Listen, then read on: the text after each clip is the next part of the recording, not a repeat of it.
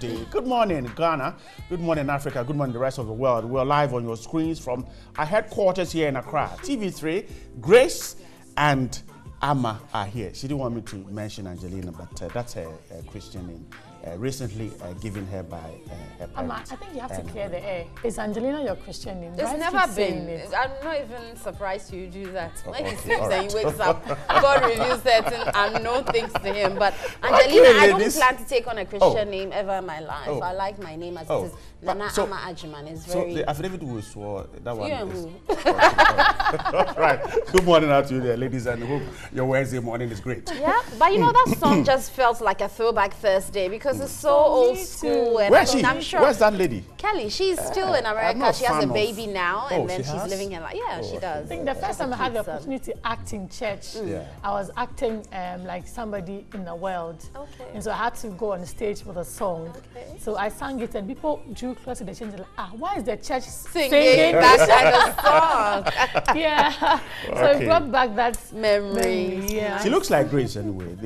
They two bore some resemblance. Yeah, I agree with you. The height, the cuteness and all that. Yeah, thank you. If you haven't seen Grace fully, that's how Grace looks like. So good morning. It's a packed morning, and courtesy Vodafone, Newday and RMG, we're bringing you Newday this morning. Packed, very exciting. And of course, the newspapers will start the morning, will tell you what's happening in the world of news. And of course, the rant will be on Terminal 3. Yes, and we're still celebrating October, Pink October month. And so we'll be talking about breast cancer, educating you on the need to go out there and get your breast checked. Also for the men to come on board and help their women, as I said yesterday, side chicks, girlfriends, wives, sisters, friends, whoever they are. So if you have a female around you, don't put people in trouble. Yep. Don't put people in trouble. Oh, Bryce, they're already in trouble. I mean, if you know, you know.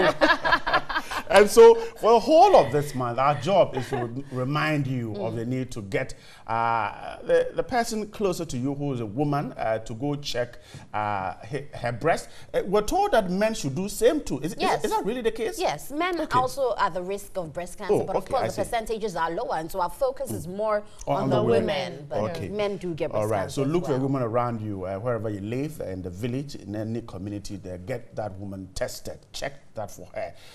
Let's keep them alive. They are those who take care of us. And of course, your Fosulabi and his team will be in with sports promises. Yesterday there were some UEFA Champions League. I'm told Manchester is still in trouble. They were booed out of the stadium. Yahoo and his team will tell us exactly what happened. And it makes me excited when Man U is on that side, because they're always trying to trump, you know, Arsenal. But you see, come and join us. We are resilient. We know how to deal. So if you want tips, just come. We'll show you how to handle it.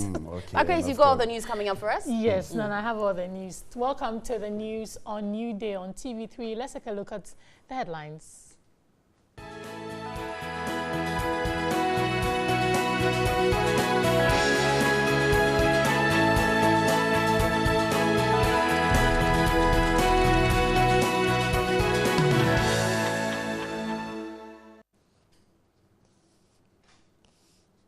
Coming up this morning,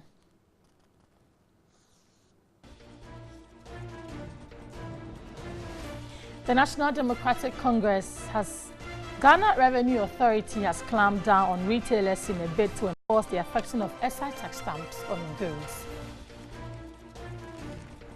President Donald Trump made an undiplomatic remark about close ally Saudi Arabia.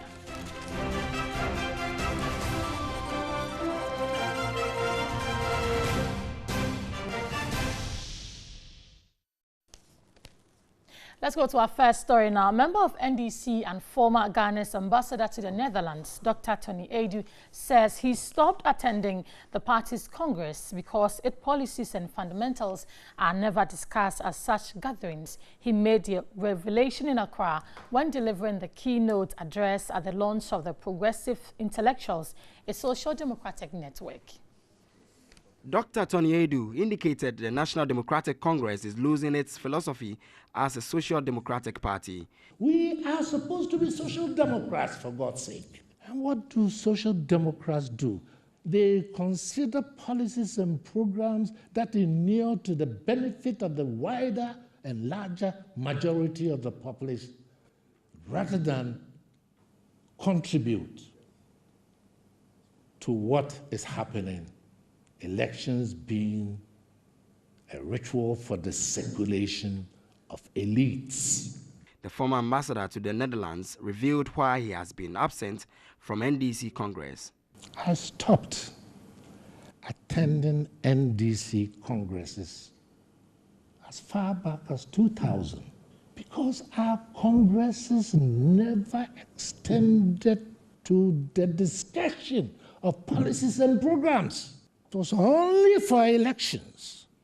Elections of party officials and flag bearer, who and Raznormatas ends and we go. We never had time to discuss policies and programs. Still in the quarters of the NDC, its General Secretary has advised appointees in the John Dramani Mahama administration not to honor any invitation from unaccredited audit firms and investigative agencies. Johnson Estedunketia says they have evidence of a grand scheme by government to harass past appointees using what he described as dubious audit firms.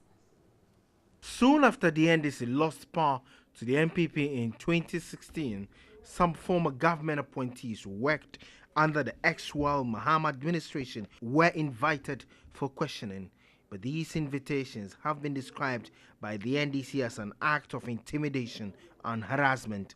The NDC says it has taken note of a document purporting to emanate from the Cabinet Committee responsible for coordination of forensic audits into activities of past government appointees. This document, the party explained, has been widely circulated in a number of pro-government newspapers in an attempt to denigrate former appointees. According to the party, the purported cabinet document in circulation, which cost the state $6.8 million, was signed by the chairman of the Audit Service Board, Professor Edward Duajiman, as secretary to the cabinet committee, and lists certain private firms which are supposed to have audited some of the state agencies. But you have a situation where somebody somewhere calls private audit firms and then assign them duties to go and conduct any audit on terms that they themselves have established, which has nothing to do with the Auditor General. So you can't go and take reports that are generated by that dubious process and come and present them as representing genuine audit work which the nation can rely on. Johnson Estedunketia leveled corrupt allegations against Professor Edward Duajiman, saying he is not fit to hold the position of board chairman of the audit service. He does not have the credibility to be auditing people's work, because this is a character who has been dismissed twice. ICA, they banned him from practicing accountancy in Ghana in 1983.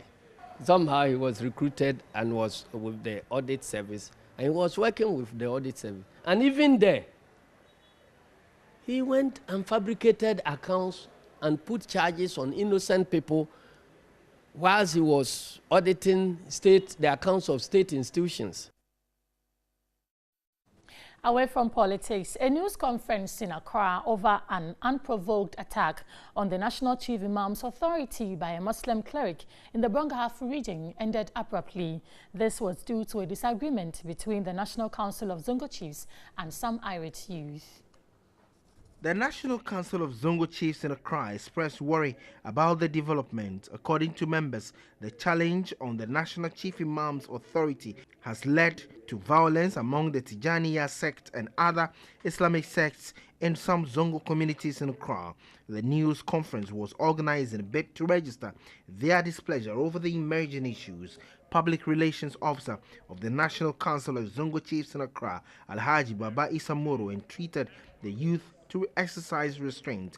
However, a disagreement between the National Council of Zongo Chiefs and some aggrieved youth erupted and led to an abrupt end of the program.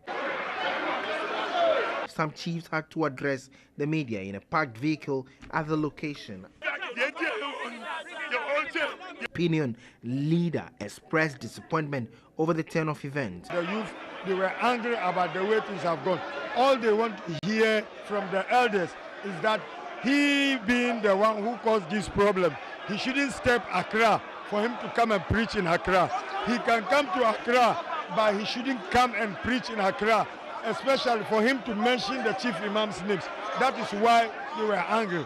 Lawyer for the National Chief Imam, Alhaji Seydou Nasigri, noted the laws of the country recognize the office of the National Chief Imam, cautioning the Muslim youth against taking the law into their own hands. Chief Imam since 1984, when he was accepted as the National Chief Imam, has been in that position till date. The law recognizes him both in theory, by convention, and then by statute. Elsewhere in the Northern region, the acting president of the Nanoom Traditional Council and the regent of Yalimbogu, Na Yakubu Andani Dasana, has urged the Northern Regional Security Council to implement the Supreme Court's ruling of May 25 on the Bimbilla chieftaincy dispute. The Apex Court unanimously ruled that the Yakubu Andana Dasana family is the legitimate occupants of the Bimbilla scheme. Here's a report by Zubeida Ismail. The Nanoom Traditional Council formally presented a copy of the judgment to the Northern Regional Security Council due to its role in ensuring law and order over the 15-year chieftaincy dispute in Bimbilla, the seat of the overlord of Nanoom. The acting president of the Nanoom Traditional Council and the regent Yalimbongu Na Yakubu Andani Dasana urged RECSEC to be firm in ensuring the parties involved respect the Apex Court ruling. They bemoaned the delayed development of the Nanoom Kingdom, calling on all to focus on developing the area.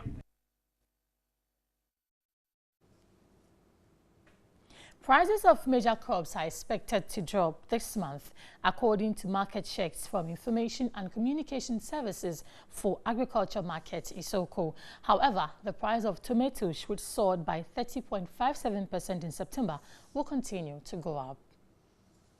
The price of tomatoes closed at 401 Ghana cedis 50 pesos per crate, with soya also making a gain of 5.12% to close at 281.43 Ghana cedis per bag. Local rice gained 5.37% to close at 383 cedis 71 pesos. White cowpea made gains less than 2.3% to close at 430 Ghana cedis 57 pesos, just as imported rice at 348 Ghana cedis per bag. The gains made by groundnut was less than 0.5 percentage points. Maize recorded a significant drop in price. It lost 15.24 percentage points to close at 147 Ghana cedis per bag, with Puna yam also dropping 10.94% to close at 397 Ghana cedis 67 pesos. Millet dropped 9.35% to close at 250 Ghana cedis 57 pesos, with wheat losing 5.94% to close at 229 Ghana cedis 67 pesos. Gari lost 2.13% to close at 184 Ghana cedis per bag, with cassava also closing at 67 Ghana cedis 67 pesos per bag, representing a drop at 1.46%. With most farmers harvesting their crops, it is anticipated that prices of major crops like maize and yam will continue to drop. Prices of some legumes may also go up due to the activities of the rains up in the northern sector of the country. However, prices of tomatoes continue to be unstable with weekly fluctuations. It is expected that the prices will continue to rise in coming weeks. Increasing the price of fuel at the pumps is yet to have an effect on prices of local commodities. Now, the Ghana Revenue Authority has clamped down on retailers in a bid to enforce the affixing of excise tax stamps on goods. The GRA, in its swoop at the Achimota Mall, confiscated goods which did not bear the tax stamp, saying the defaulter would be made to pay penalty and could be prosecuted. The task force visited the Guinness Ghana Brewery factory at Achimota to ascertain if they were complying with the directive.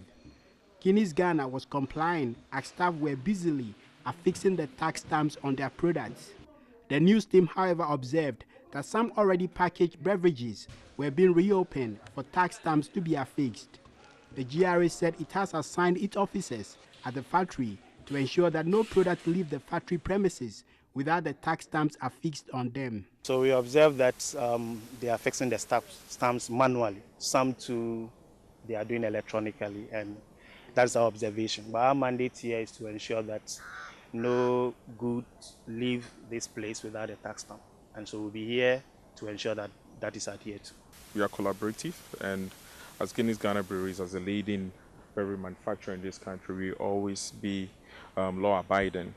And we've shown that over the years, and we continue to do that. Where we have issues, we engage with government on it, and then we find a way to resolve it. So there's no major concern for us.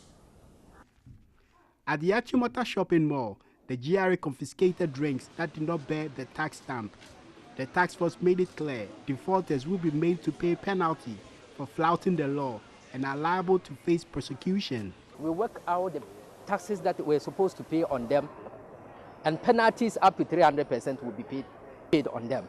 We are not also allowing any product without the stamp from the factory to enter the market. Officers will also be there in the night. So for the factories that are saying that they don't load in the day, we'll be there for them in the night. And we'll make sure that this program succeeds.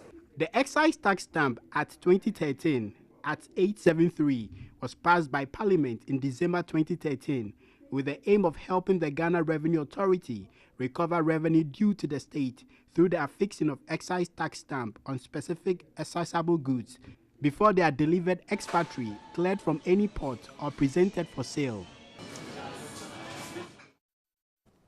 Let's go on the foreign front, where President Donald Trump made an undiplomatic remark about close ally Saudi Arabia on Tuesday, saying he warned Saudi Arabia's King Salman when he will not last in power for 2 weeks without the backing of the U.S. military.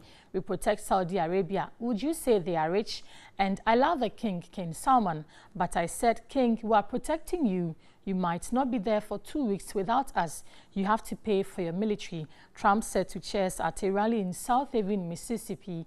Despite the harsh words, the Trump administration has had a close relationship with Saudi Arabia, which it views as a bulwark against Iran's ambitions in the region. Trump made Saudi Arabia his first stop on his maiden international trip as president last year. That's all by way of news. My name is Grace Hamwa. Sorry, Newday is back after this break. Don't go away. All right, I'm there with Sampema Medidi. If you don't love me, I'll make noise, I'll scream. Why would you scream anyway? Happy birthday to you, Miss Melissa Dasive of the Accra Girls Secondary School. Yes, happy birthday to you. Let's go now to the front pages. The Daily Graphic starts us off. It says, Rebecca meets Melania. And Ghanaian pilot brings biggest plane to Terminal 3. And NDC criticized the private investigation of state agencies. Plus, GRA Act stops tax stamp defaulting companies from moving products. And yesterday, they confiscated a lot more of those products there. The Daily Guide says U.S. First Lady lands with goodies for kids. Mahama whines over defeat in Tamale. And Emirates Jumbo Jet flies to Kotoka. Well, yesterday was a very proud moment for Captain Kweno of the Sectec. That's what they call it, Meribamba.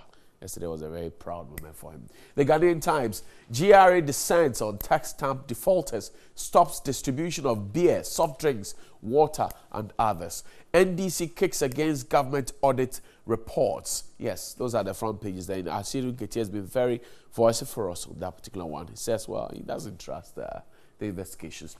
The Daily Heritage, government blows $6.8 million to hunt Mahama appointees, says the NDC. And economic hardship breaking homes, women's organizer says so. And 90,000 applicants accept NAPCO postings. Plus, better lives of citizenry, not yourselves. politicians told by who? Find a paper and read it. You'll get the answer. The Independent newspaper says, Indum begins stop panic withdrawals, strengthens indigenous banks tour. Okay, so he's advising that you stop all the panic withdrawals to strengthen indigenous bank. Oil revenue outstrips cocoa as second biggest foreign exchange earner. There you have it. The Daily Statement says Mrs. Trump donates phototherapy machine to Rich Hospital, and NAPCO takes off 90,000 accept placements, and Rawlings chastises NDC for losing Ashanti to NPP. That's President Rawlings there. Gold Street Business. GRA cracks the whip for tax stamp non-compliance, confiscate items at Achimota Mall. Floating shares in national airline will end free ticket regime. Aviation Minister Kofi Adda says so. And government drafts national cybersecurity policy to address challenges, according to the Vice President. The Finder newspaper says $230 million lost to cyber criminals. Financial institutions are the major targets. And Mrs. Trump shows love to children at Ridge Hospital. Ghana cocoa farmers earn 1,000 Ghana cedis more than Ivorian counterparts. GRA seizes products without tax stamps. Those are the front page stories there for your Wednesday morning. Interesting, yeah. Yesterday, was interesting. Yeah, it is. I wish we would start from the Rich Hospital. Yesterday, wife of President Trump was there, and I saw somebody put on Twitter. I think an American journalist also who works at the office of the president put out that, well, the folks at the 37 Bus Bay were actually waving at the First Lady. They were there waiting. I said, well, this is not it. These people stand there every day. They're either coming from work or going to work. But the major thing is this.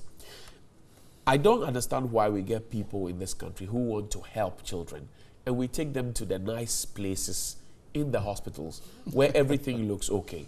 Yesterday, I would have wished that, they would have taken Melina to P1 at Ridge Hospital, where they have a shortfall of something. Maybe you take her to where she has everything, and she has come here looking forward to help. What is she going to help? Because if you are complete, why the help? So I heard, I am not too sure which radio station or TV station I was listening to. Okay. But I heard Dr. Srofenyo say that the equipment she donated, the facility already has that equipment. Right. Except she added a caveat that however, what she donated is an improved one. Okay. And I was a bit taken aback. I said, so what is all this? So, and this is the person who runs the facility. He said, look, the equipment she's donated, we have it. Yeah. Except that this is an improved one. So like Johnny said, perhaps if we had taken her to where it is hitting hard at us, she could have given us something. Yeah. That she would see.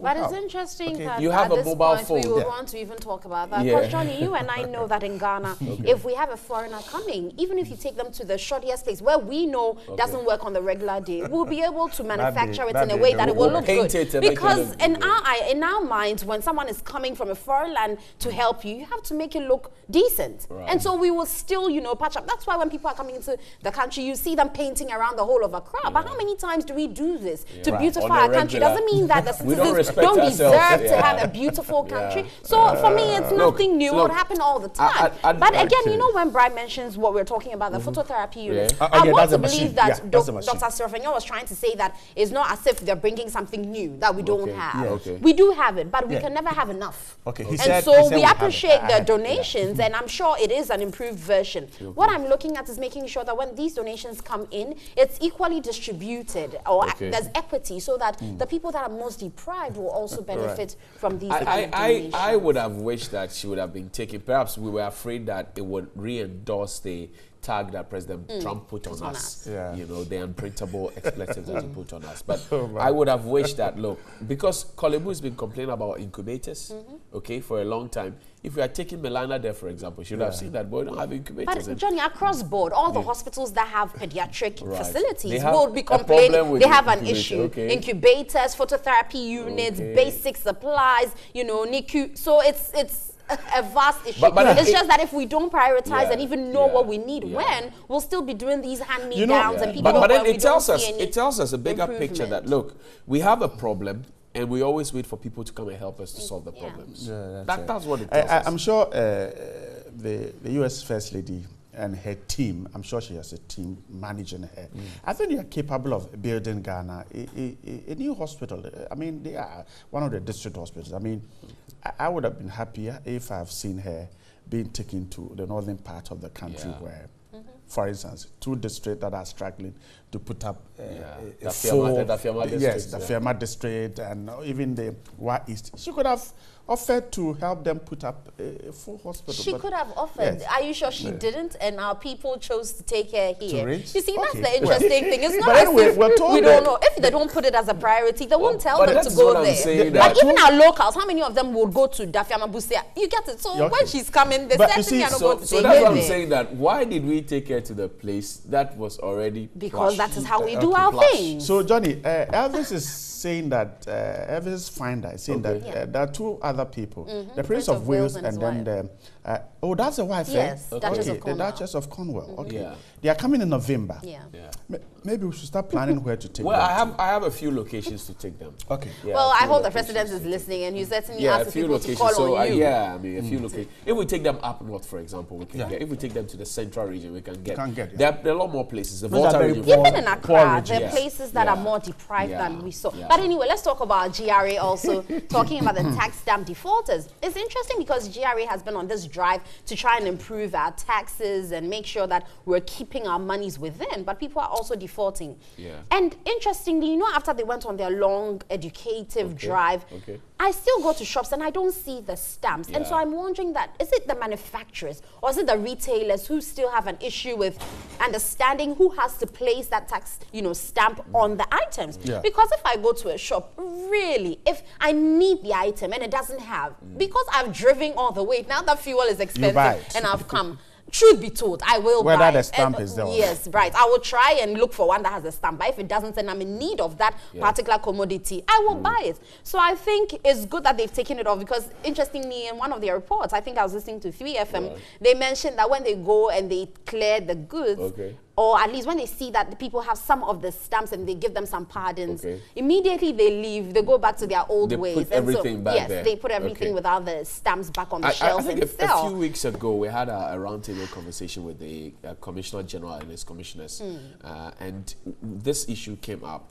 It came up because even at that particular meeting where the Commissioner General was present, the water that was served us didn't have the stamp. Didn't have tax stamp. And the Commissioner General, Mr. Kofinti, said that, well, we shouldn't drink the water because it is illegal. He said it there. When he said we shouldn't drink the water. Well, I mean, it didn't go that way. People drank the water anyway. I drank my water because that was what the Ghana Revenue Authority offered me. And one would have thought that, well, the Ghana Revenue Authority would have known better not to have offered it. But then it tells you that commitment of the current regime to want to rake in money. My big concern is, after we have collected these monies, we should put the money to good use for the benefit of the people. Because if I buy every day, I buy 2 or 3 bottles of water and it has tax stamp, and I know that there's money that's been deducted, I should see the money reflect in some infrastructure or something. Otherwise, I mean, a mother goes to, somebody has 3 children, buys 3 bottles of water for them to take to school, 3 bottles of juices, 3 packs of biscuit, and so the whole snack bag is fully taxed. And they can't see that the tax is working elsewhere. It doesn't make any sense. So, Mr. Kofinti, good morning to you. It was fun jogging with you on Saturday, but when it comes to tax issues, you know, I'll ask you questions. So, good morning to you, sir. And kudos. Keep going to the shops and keep collecting them. People have to pay tax. Well, amidst all the brouhaha surrounding T3, yesterday some very exciting news, occurred in that area. Emirates jumbo jet flew to Kotoka and landed at T3, and it was exciting. And it was piloted by a Ghanaian. It was swell moment for Captain Quayle. It was. So the Behimaba got one there. Yeah, the old boys were there to, They help. beat us to it. It's okay. We give them. It's allowed. It's a Ghanaian thing. We all share in the glory. But on the flip side also, we have been talking about the flood issues that occurred there. And of course, I think they've cleared it, saying that it didn't flood. But whatever it is, we hope that issues surrounding this, there's always, I mean, when we start talking about these things, I feel there's always a hint to a bigger problem. So let's make sure that we proactively deal with it so it doesn't happen again. In terms of these things, where do we stand? Do we stand with our political parties or colors, or do we stand with the nation?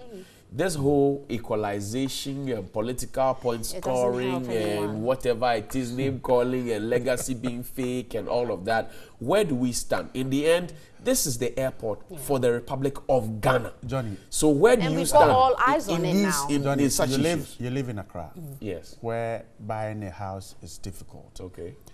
Buying a land is also difficult. You know the land guard phenomenon. So if your father left you a building, and the roof is leaking, what do? You fix it. Okay. A word to the wise. I end my case. or will you lease the land so that somebody comes to build stores so you can hire? No, we certainly won't get there. But anyway, we hope something will be done about T3 in times to come. But let's step out there and rant with you and find out what your take is on the Kotoka International Airport Terminal 3 issue. Once again, we have a political circus at hand. Terminal 3, a project started by the Mahama administration.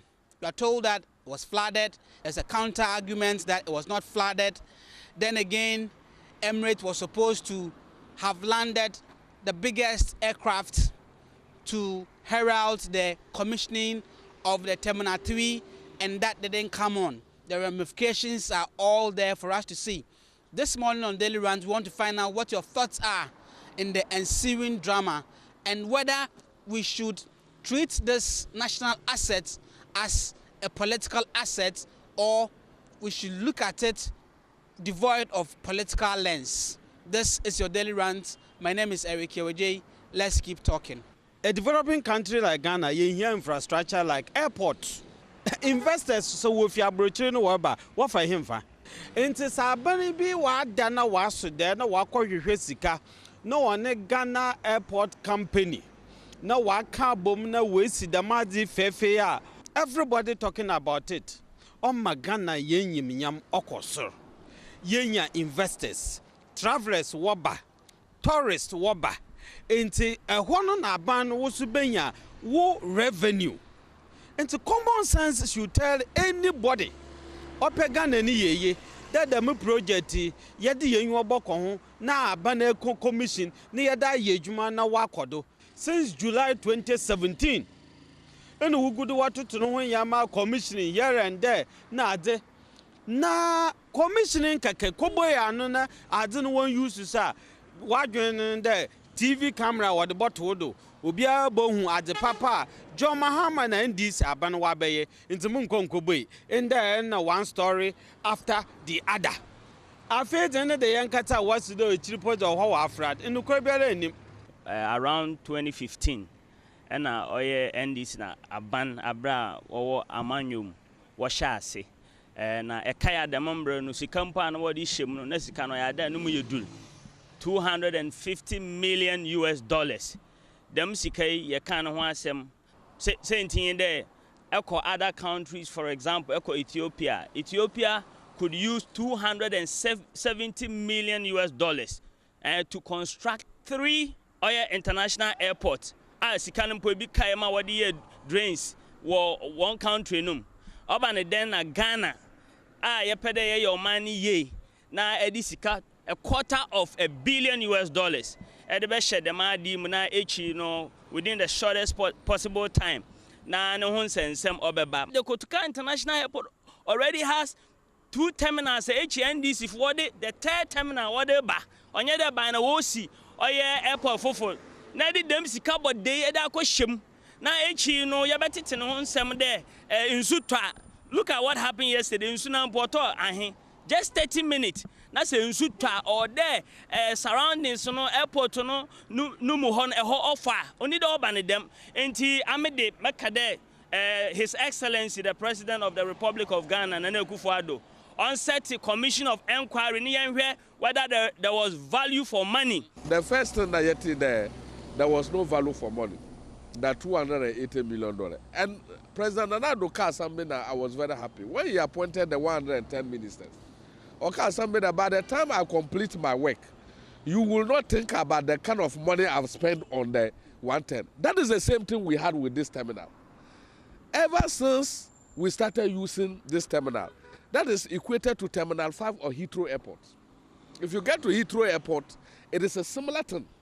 You will realize that people have forgotten about the kind of cost they were talking about. This Terminal 3 was one of the singular things I would have loved to see Nana Addo by one side, I said John Mahama another hand, and it is that we have come to help Mother Ghana. Nana Addo from day one, Mary Ode to Waha,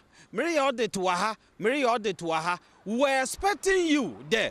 Anka Terminal 3 ebe botui. Now wankasa wo MPP ni mapa. No ye chief executive for Kotoka International Airport. Wanyan hwehwem.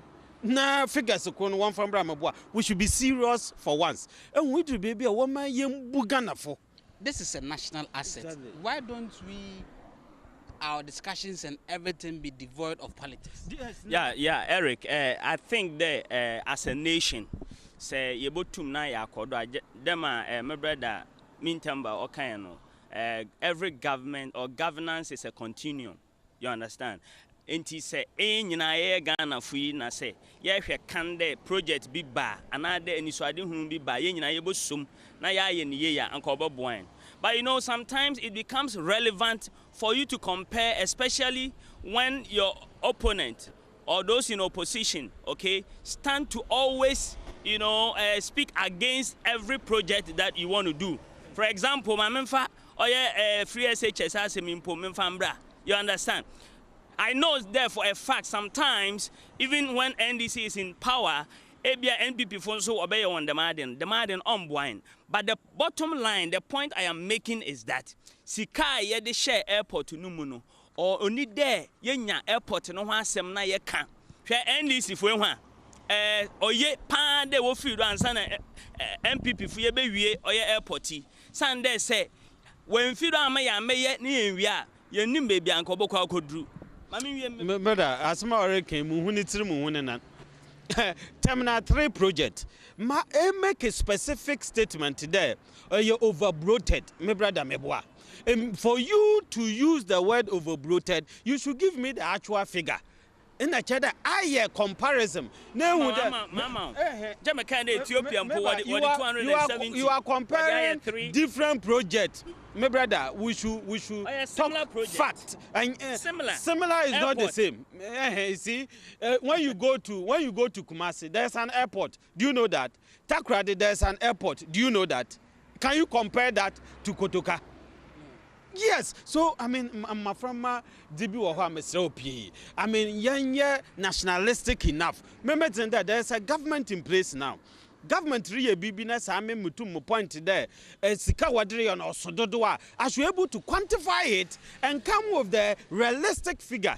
Mama yanya propaganda rekekana yan kasa kasa wo position da ma Ghana fo yan so won nhwama ya so na na da hwa. Sisalo oye president. Another ya kasa that my your position whether we like it or not, I don't know your national asset. I think that we must begin to drift from manifesto dominated policies to a policy document. If it is that, we must have a national agenda that draft the policy we should have, the kind of airline, the kind of airport we should build. Ever you will have to. I congratulated the president and his team for continuing this valuable project. But then, and we finish it, and it is that if I commission, people will give credit to. The more commissioning no one but no on our ban no botum no watch them. Maybe there were reasons, but the point should be made clear. There, some in maybe or in the petty politics, petty partisan politics. A bit there. education the way I did agro community secondary schools abanaboto na say value for money auditor obiara nsi contractors are there, consultants are there over 1.5 years. School no sisi romi. Mama from a work shift because accommodation in doesn't make sense. Number two. The same project. It will be a pray about my credit because obi na oye John Mahama na oye into say ya kada anu na oye ya obe ya credit into yanko commission kra pona no humbenya into the University of Ghana Hospital. The same pettiness. Commission, you know, them ananga so okay, you know. You and I are not privy to saying to cry oil commission, you know, why then we delay. But the bottom line is that in painful when him saying to call into other Ghana funya de yenya, but what is so what is the noise about commissioning? Adina yasha sa nkofo wo fa ho me chere terminal 3. So it is not necessary that we commission. No. Mama kind of noise no necessary. Me pede Ghana funyina what are saying there. Nana Akufo-Addo aban project biara oye project papa yasha asimre bia we twam no enye ne empendo ye behwe ne yaye ne yaye ne. Look at the caliber of plane or by some specific airports were no land. It's not every airport. And it is landing here because of what we are coming to do. And we are told that because of floods, not certain reasons, or whatever, they can't compensate. It means that it is even a waste. And some of these things that you share the whole brainchild of continuing the project. There are certain things that will murder the entire child. The aviation industry is going to grow into a hub. This country has an aviation minister. He must seem to be growing an industry that can employ people, that we can have a situation that you better reduce the unemployment situation. But that at the end of the day, it kills the very young industry that we want to grow. Are we going or we are coming? And I think that we need a national policy on some of these strategic investments. Yeah, the reason why we should be a little emotional against MPP Aban, Chade, Emirates, Premier Obey, and in the 2nd October will be a focal point in the aviation industry in the whole world, Ghana. That is how we attract investors. That is how we attract tourists. Into when people are watching their TV, when they see the plane, when they see the terminal, when they see the facilities there, wow, African country with this terminal, oh, then I'll go and visit there. Into the convenience of traveling, arrival, and all the investment attraction, or the business communities. Obi ohoya by Hadini and your friend tourists. Or when you come also, I'll go and visit that place. I know what TV no. So government MPP Aban should take Ghanaians very serious. You see. Some of us are emotional about flimsy things excuses why we should think as Ghanaians. We've lost a golden opportunity. No. You cannot say that you lose a golden opportunity. Let me tell you, is it the first time your program be a calling off another year post to me assure the Ghana ban. Onye those the stakeholders, those who are involved, onye wana kasa obiana kumawa eden watoni yem. Inti memma endis fu onye dede wo dem adi ho. Flood numpa ye kan wan sema awon wa be dan spokespersons for oye Ghana airport numpo no ayempo sabio yen kan wan sem. Inti woma ye nyina ye na akuma onto ye ni yem. Wam repam already na kasa no ye use terminal 3. The commissioning was planned by a month. And now 2 months. The chief executive spoke in July 2018, stated that the commissioning will be done 2nd October. Go to. Mahama, Messi, Abra. In 2016, Abra, what are you talking about? Abra 2016. Doom so Mahama Otumo Bejina, Oye TV do catch a Ghana for the. On this date, doom so obecha. So we should reduce it to that. No, sometimes you need to compare. You know, when people are not ready, when people are not ready to understand the trend of issues. Okay.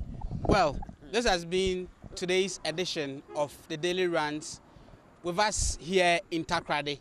My name is Eric Yaweje. You can go onto our various social media platforms and join us in this conversation by posting your thoughts about the drama around the Terminal 3.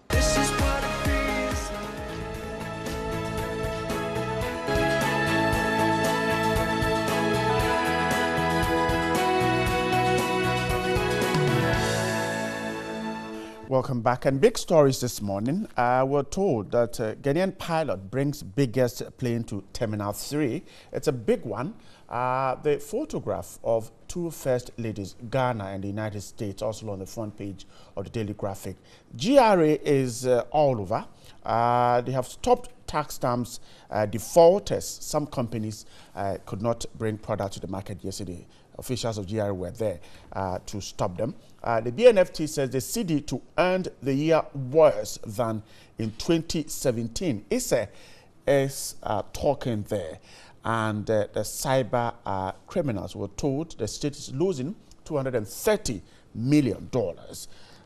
Financial institutions are the major targets. These are some of the stories here this morning. My guest to do the talking, a member of the NPP's team, Eric Jum, is here. Good morning. Good morning. Grateful for your time with us. And also have a former presidential staffer, a member of the NDC, now vying for, is it the Deputy General Secretary of the NDC? Honorable Kudu Idrasari. Good morning too. Good morning. And thanks for your time. Pleasure. Great. This morning, let's start this conversation quickly. Let's take a look at this story of a Ghanaian pilot who we're told flew. He didn't drive. He flew that huge equipment onto our airspace and landed here. If we take the stories on page 16, let's see how Ghana can take advantage of that and make some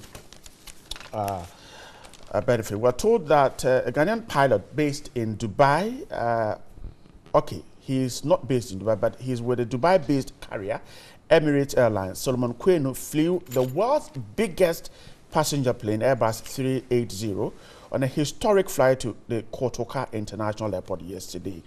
And the key thing, we want to take a look at how we can take advantage of this. Certainly, this is something that would open the country to the rest of the world. The biggest aircraft landing at our airport. Eric, good news. I guess certainly it opens Ghana up to a lot of attention. Well, thank you very much. Good morning. Good morning to my senior brother here. And of course, good morning to the viewers. Well, indeed, I think that the aviation industry presents itself an opportunity to support all the things that we want to do as a country in terms of bringing in investment. Making Ghana a hub in the sub-region, and then also creating an avenue for other attendant industries to spring up. What it does is that we're able to create a hub that would support our mantra as the gateway to Africa.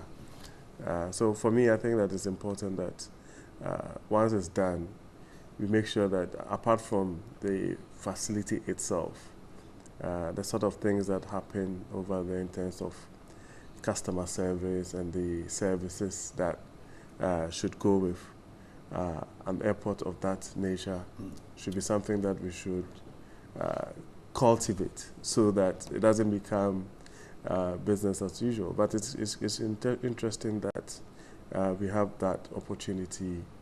And then once it plugs in and feeds into other sectors of the economy, then it makes a lot of sense.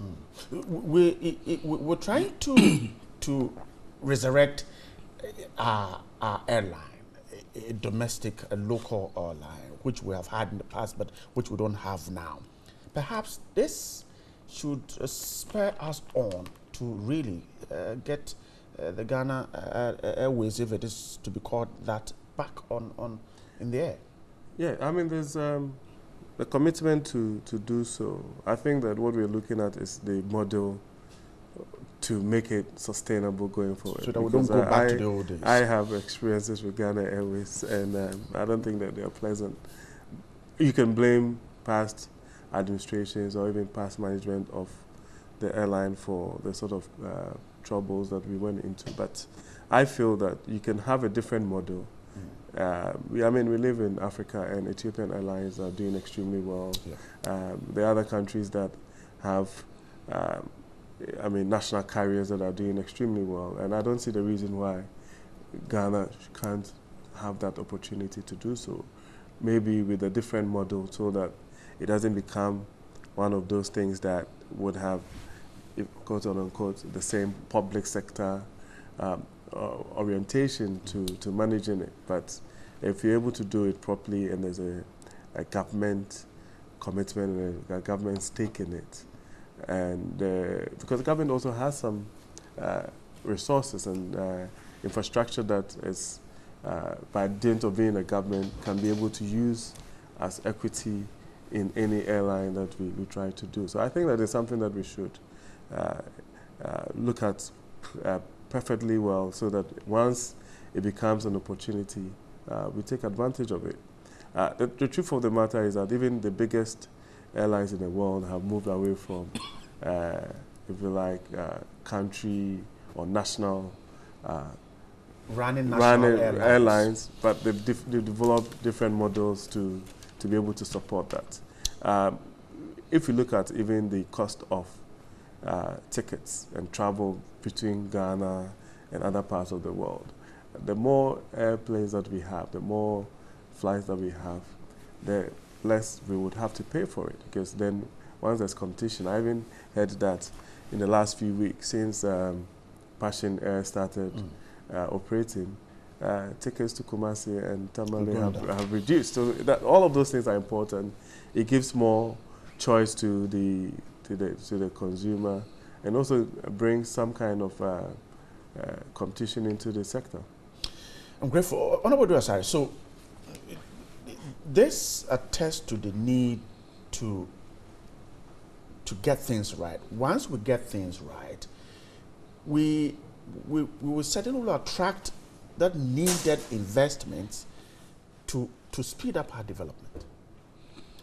Well, for me, I think this whole thing started with the desire or the decision to expand the airport.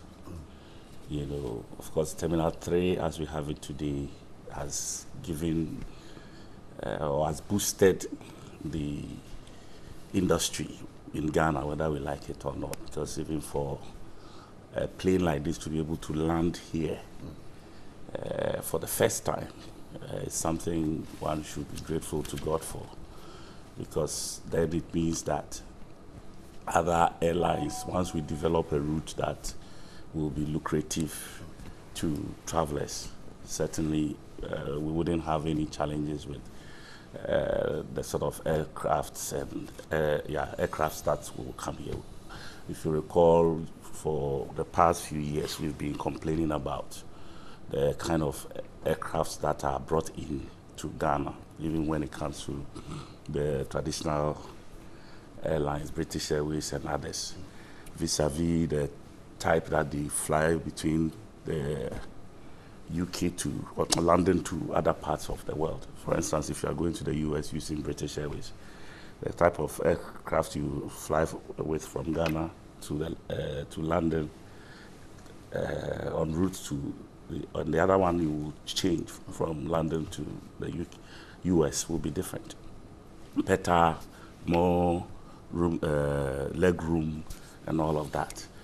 But it also depends on the equipment that you have available at your airport, because every plane is designed in a certain way, and the airport should have the kind of equipment that can land the passengers. So with what we have here today, it gives us an opportunity for a certain type of or types of aircrafts to also land in here, including the biggest commercial aircraft that we had yesterday. So for us as a country, I think we should just be thankful to God that at least we are moving, we're making some progress in the aviation sector. Our brothers and sisters in Nigeria wish they had a thing like that in their country, and if you go on social media, you find a few of them who have had to breeze through the airport, the new Terminal 3. Some of them, you know, showering praises on the former president and all of that. And I think it is worth all of that. And I think, again, it also gives us an opportunity for our aviation sector to grow, because personnel who work there will begin to learn new things and open up to the new frontiers in the aviation sector. I think it's the best thing that happened to us so far. Right, I'm grateful. Again, the Ghanaian pilot, you know, I listened to an interview he gave to a radio station this morning, and he himself was elated the fact that he was the first Ghanaian to fly in such a huge aircraft for the first time into the country and all of that. And it serves as an inspiration to the younger ones who, and he was talking to, you know, young people to also aspire to greater heights in life, because there's nothing impossible. So it goes to all the young ones who also hope that one day they will grow to be, you know, breakers of frontiers. I'm grateful. Now let's go to the Daily Graphic this morning. On page 23, NDC criticizes private investigation of state agencies. The government has been accused of spending $6.8 million to finance illegitimate private audit firms to investigate some state agencies with the intention to disturb former appointees of the as-well NDC administration. Now, the party questioned the rationale for the investigations when state agencies such as the BNI, the CID, the police service, YOKO, were the lawfully mandated bodies to carry out such investigations. Mr. Asedu Ketia, who was addressing a press conference in Accra, debunked what it described as fake audit reports being circulated by government against former NDC appointees. The General Secretary said a certain cabinet document purporting to emanate from a cabinet committee had been published widely in a number of pro-government media. He said the intention of a government circulating such a report was to tarnish the hard-won reputation of ex-appointees of the former administration and, by extension, the NDC. So that's it. The party says that former appointees should not or immediately cease to cooperate with any other body other than the legally mandated ones of the state. Eric, this issue, the key thing is that the NDC is saying that there are parallel investigations, and so all officers should discontinue cooperation with those that are not legitimate, but only with those that are legitimate. Well, I find it is extremely laughable. I just don't get the principle of this whole commentary coming from the NDC. He's quoting the law. He says the law only allows the Auditor General to conduct investigations. Nobody's disputing that. But that is what Cabinet has done, and Cabinet has a right to do, is to flout the law. Commission, is that what you're saying? No, let me finish. Right. Is to commission a subcommittee or any committee that would also include an agency, an audit agency, to do forensic audits into anything that they deem important. Now, so unless, of course, you want to take away that right from Cabinet, I don't see the head and tail of what they're saying. You see, in one breath... Sorry, I have to cut you. is it your suggestion, Mr. Asiodun Kete is saying that there are already state agencies investigating these issues, and then another private or certain private institutions have also been brought in. So is that your suggestion that Cabinet can decide to bring in another or new institution to do the same thing? Cabinet has, they're not doing the same thing. Okay, What those go on. audit agencies did is what we call forensic audits. So, I mean, I'm not an auditor or an accountant, but there are two different things that goes in there. Okay. Now, for that decision to be made, and it's made at a cabinet level, there's every right to do so. I mean, I'm even more particularly interested in the area of double standards. You see, in one breath, if you like, you can take any pro-NDC paper this morning, and you would see all manner of allegations, either be it corruption or fraud or whatever, that will be leveled against people by dint of something that they've seen in a paper or something that they said they have been able to unravel, right? Now, anytime there's either an allegation or something that is being investigated about somebody from the NDC, all of a sudden it's not true, or they're being persecuted and all of those things. But I thought that they were the ones who have as their mantra probity and accountability and all of those. And this is not a jungle. This is not a banana republic. Everything in this country goes through the due process and the rule of... I haven't seen anybody since President Akufo-Addo became president being taken from their house and thrown in jail or something. I haven't seen anybody. And I don't think that we have a system that would even allow that. So as far as I'm concerned, if you have absolutely nothing to hide, and processes have been activated, and even Eric, let me draw your attention to this. Mr. Asiodun Kete is saying that past appointees have received under investigations by certain state agencies. And he mentions them. The BNI, the CID, YOCO, the police service.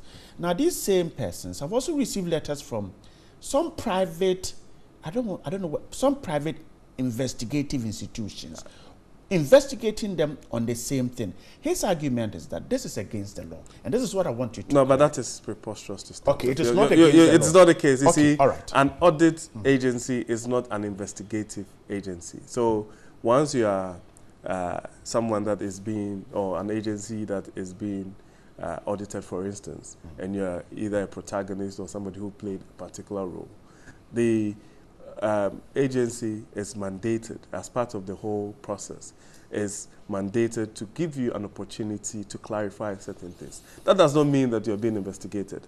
And that, again, does not impinge on your rights as a person to either decide to give them the information that they want to clarify or not. But the process can be activated. So basically, once they write their report, it will state categorically that you refuse to cooperate. Now, again, I'm glad that he says that state agencies are investigating. Yeah, so then when that process is activated, or it gets to the point where the Attorney General or whoever is prosecuting finds that there's a prima facie case to actually go forward, they will do so. You understand? So I don't really get. I think the whole idea. Then again, the whole. Then again, Brian, let me come in. No, you let me come in because I want us to address the issue.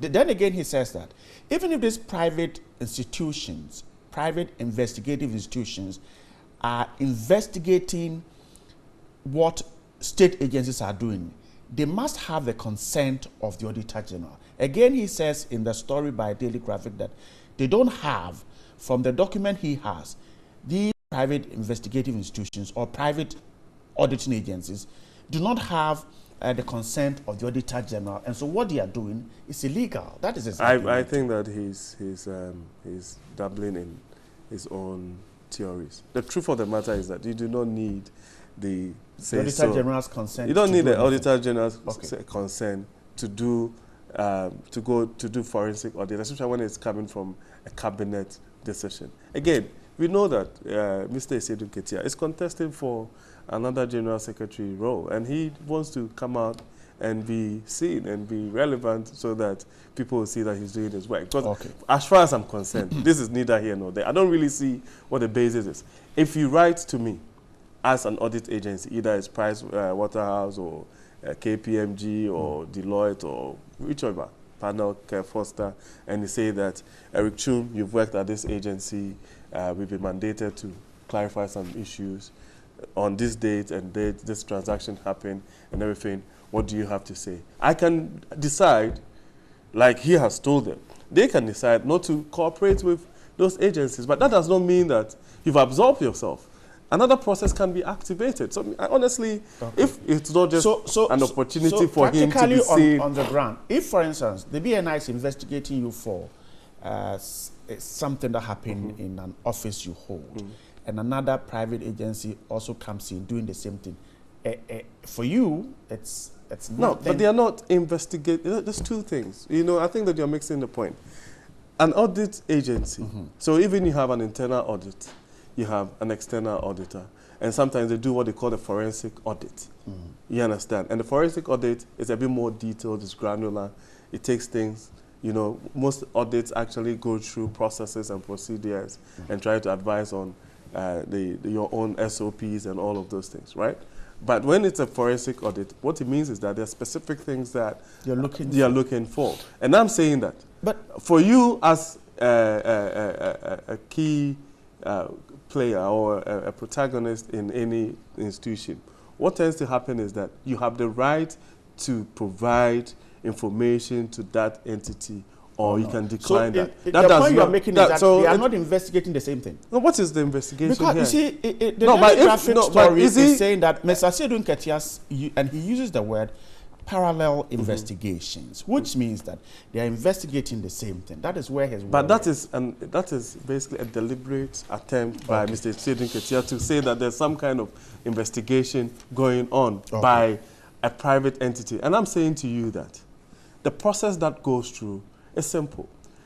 Any entity, any agency or company becomes a perpetual entity. Is that not the case? So the mere fact that activities of that particular agency are being or is being audited, or a forensic audit is being undertaken between a certain period and a certain period, should not be taken as an investigation of an individual. Okay. Otherwise, then it means that nobody would actually ever commission any audit. So my point really is that if for him to even create an impression that there's a private entity, right, that is investigating former appointees, and I'm saying that in the same vein,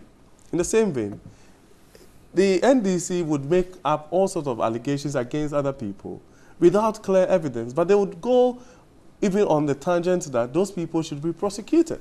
And I can give you a plethora of examples. So I'm saying that this whole idea of principles and, I mean, being anchored in the basis of no hypocrisy and everything is important in this conversation. Okay. So if you have absolutely nothing to hide, you can do one or two things. You can decide to collaborate with the forensic audit, or you can decline not to do so. However, that does not absolve you, especially when it gets to the point. And as for me, as far as I'm concerned, if, for instance, you're meant to provide a certain information that you're privy to, and you decline to do so, then the auditor would make a definite pronouncement, or would present a report that is devoid of your side of the story. Input. Okay, I'm grateful. Honorable Dwasa, so that's his argument. He thinks that there is nothing like that.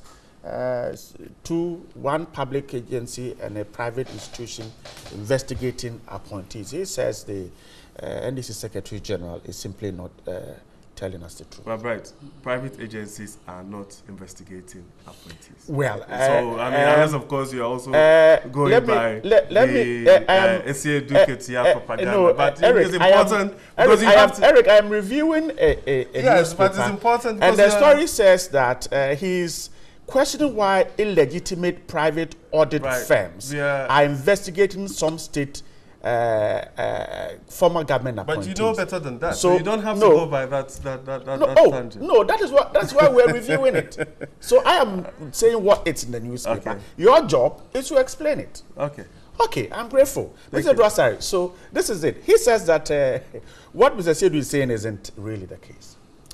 Well, it's in black and white, and I think Ghanaians have read it, and it's not what the NPP decides to, or how, whatever spin they give to it. We've called on the institutions that are paying or commissioning the payments of this whole thing to know first and foremost the background of the person. Well, told the UNDP. Yes, the UNDP, that's right.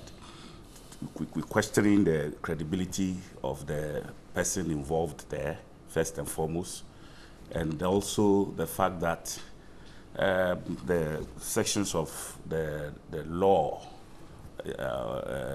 is being flouted, because it is the Auditor General that has to commission these agencies to, undertake such audit programs. So if you sidestep the Auditor General and then you go and create a parallel or a duplication of something that some other state agency is already involved in, okay, and you expect that the people involved should, or let's say the persons involved should comply. That's what the General Secretary is calling on the former appointees not to patronize such an illegality. So it's as simple as that, because whatever they present to court in the first place can be challenged, because the basis of their establishment is not even, it's being questioned in the first place. And I think the next move on this is rather to go to court or perhaps do something else beyond this point, so that we properly deal with the situation as it's supposed to, because we can't sit here and let somebody come and take $6.8 million just to create, duplicate what EOCO, CID, what's the other one? BNI and others have been mandated by the state to do. This is a private firm. What is the motivation behind all of this if there is nothing corrupt about it? For me, I think that is where the whole thing should be looked, how the whole thing should be looked at, rather than the spinning here and there. But the cabinet has a right to. Cabinet has a right to set up any subcommittee. They don't have a right. They have to that sort of refer to the laws. Audit to happen. Eric, to support EOCO and even the special. They don't make laws. They don't make laws. Can cabinet sidestep the law? Cabinet has not sidestepped any law. No, I'm not saying it has, but I'm saying, to, can it? From what you're saying, it's akin to what even the office of the senior minister, for instance. Now, cabinet has a right, and by dint of the position that they have, to even set up a committee to look at anything that has anything to do with general would that be within the law or outside the law? But the point is that nobody is being prosecuted by a private entity. Now, EOCO, the Special Prosecutor's Office, of Attorney General's Office, and all of those things are all institutions that I can say that are subservient to cabinet. Now, if what is happening is that cabinet sees that we're looking at the general state of our state institution in terms of corporate governance, in terms of financial malfeasance and all of those things, and cabinet says that, okay, for us to be able to move forward, what we want to do is to get an entity to do a forensic audit. It has to be commissioned by the law. It has to be commissioned by the So the point of the law here is that entity has to be commissioned by the law. But that is why I'm saying that. But here we are told that the Auditor General says he is not commissioning anything. Listen, they're doing a plethora of things. They're doing a number of things. In all of things that they do, they're doing, where reports have gone to cabinet about Agency A, Agency B, and so. Were they commissioned by the Auditor General? Yes, they were commissioned by the Auditor General. Let me finish, right?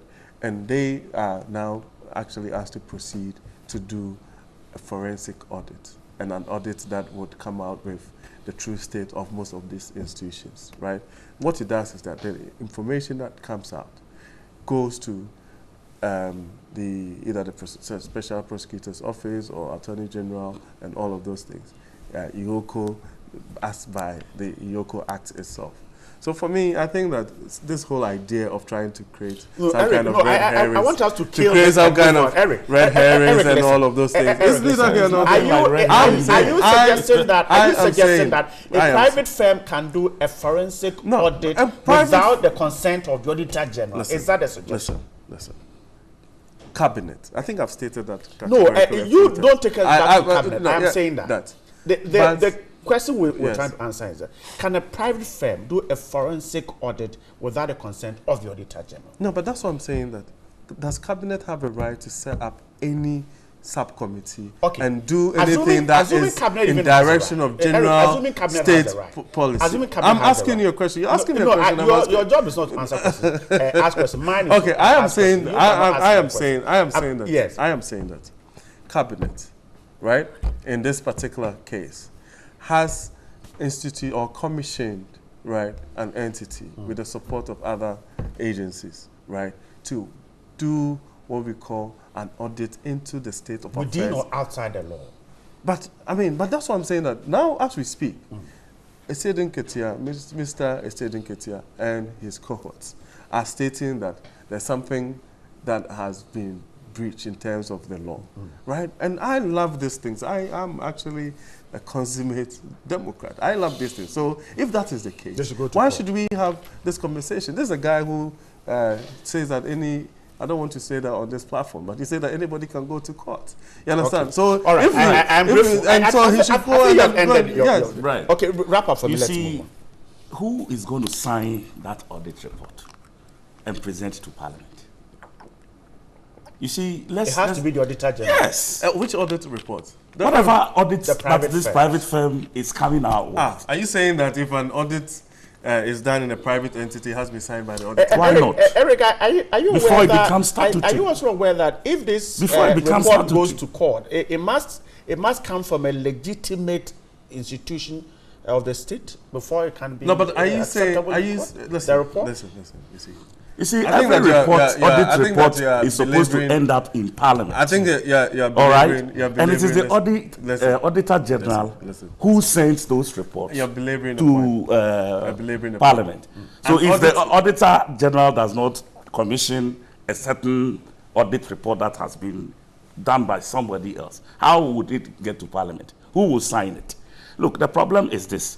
We all know that there's a rift between the Auditor General and this person we are dealing with, the board of the chairman of the board of the audit service. This is a challenge. One person wants to usurp his authority over the Auditor General's job. That is what it is. The basis on which all these distortions and trying to break the law and all of that. But this country is being governed by a lawyer, someone who understands law and knows law, and promised Ghanaians he's going to use his knowledge of law and issues of legality to rule this country. So if he's doing something that is out of the, let's be frank about it and stop doing this spin doctrine, whatever, this morning. Let's touch on some ISE recommendations for government on the cedi, and then we can wrap up our conversation.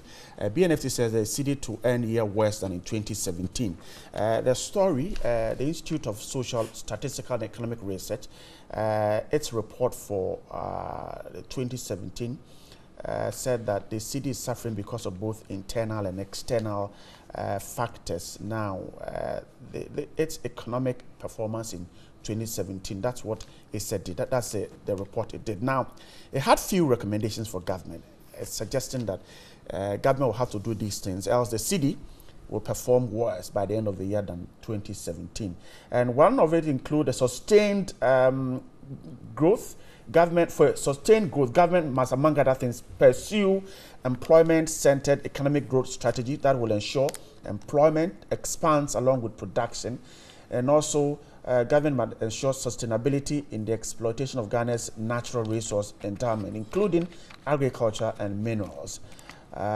Those are the recommendations. Eric, let me come to you. Sure, either this document is before government or it is on its way to government. And the issues about getting the cedi back on track, ISE has made some recommendations. One key thing, including pursuing an employment-centered economic growth strategy. Is government on course? That's why I was even surprised that instead of talking about 90,000 NAPCO people getting employment, we're talking about a press conference that as far as I'm concerned, is just trying to divert this attention on NAPCO. Listen, 90,000 graduates who hitherto, after national service, some of them 4 or 5 years have never had any job whatsoever, have actually started working. You understand? And that is big news because He says talking about sustained employment. Yes, yes, but that is but you think that is not sustained? The guy, even we are having conversations about some of the workers who lost their jobs by virtue of the banking issues that we've had in the last few years or so. Some of them were on contract 6, 7 years, were getting 500, 600 Ghana cedis. They lost their jobs. I'm sure that by now today, they would find an opportunity in NAPCO. NAPCO is a stopgap. But that is why I am saying that. You see, if you're a graduate or you're a parent that you've taken your child through school and they've gone all the way to a tertiary level and they finished school, they've done their national service, and 4 or 5 years they haven't found a job, you'll be happy that they activate that process in a working environment. Now, what it does is that it boosts confidence. They have something to do. They are contributing their quota to the country that supported them to get to that stage.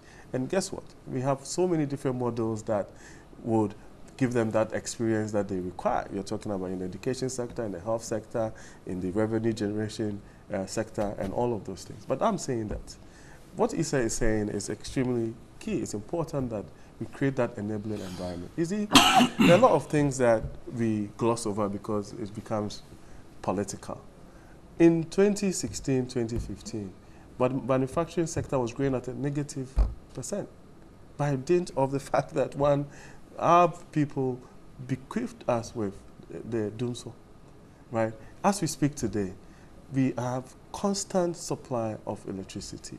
We have a government that is minded by the importance of industry. We have reduced electricity tariffs. In the history, it is reflected. You see, I keep saying all the time that, listen, if you are a manufacturing concern and you even get 5%, 10% reduction in your energy cost, the component of that and how it translates into your margins is significant. It's huge. You can ask. It's not for nothing that industry has grown by 17%.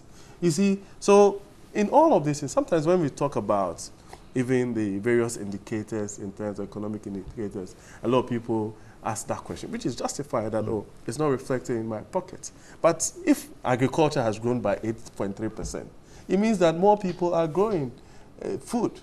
If industry has grown by 17%, either you've added new industry to it, industries into the fold, or the existing ones have expanded, or they have increased productivity. That is employment. Okay. So in all of these things, once you want to sometimes discount the importance of the indices, it's also key that all of these things would have a correlation. Apart from that, Eric, I think that it's okay. Let me go to Honorable Drasa. I'll come back to you. So this is one of ISS's recommendations. Key, employment-centered economic growth strategy, and then infrastructure development. He says if we don't head towards this direction, the CD's performance at the end of 2018 will be worse than 2017. Oh, of course, I think they are right, because this government doesn't seem to have any hunger for any of these. Because otherwise, in a matter of 1 year, 7 banks have collapsed. No, but this please. Eric, you please allow him. 7 banks have collapsed. All of these banks were, having employees, and all of these people are home. So that if you create, NAPCO, that will give temporary jobs for lasting 3 years. And then you ensure that over 5,000 people lose their permanent jobs. You can imagine what you have done to your own economy. Because you see, these banks, the local banks usually, are the banks that resource contractors. Okay, the local contractors that government gives jobs to. And these local contractors also they engage the services of, other subcontractors that truck drivers, equipment for roads, whatever, those who, machinists and all those people. They buy cement, they buy water, they use all kinds of whatever for construction and so on and so forth. And these are all employment generation programs. So if you collapse 7 banks, and they also intend turn out not to finance contractors, and so contractors are holding businesses, their contracts are in their hands, but they can't find the money to roll out the contracts. That is where we are today. So if they have anything to listen to, it should be from this advice, because all of these things also go to tell you that there is no plan for infrastructure. Because most of these people we are talking about, these contractors, they are going about holding the contracts in their hands and they are selling them. Give them 15% and then they hand the contracts over to those who can finance it. They can't find finance anywhere. Because most of the foreign banks we have today, they won't finance local constructions and so on. You know, so please, whatever you put in, you get its output. So if they are saying, they are predicting that the city is going to get worse, it is because the contractors are not even performing.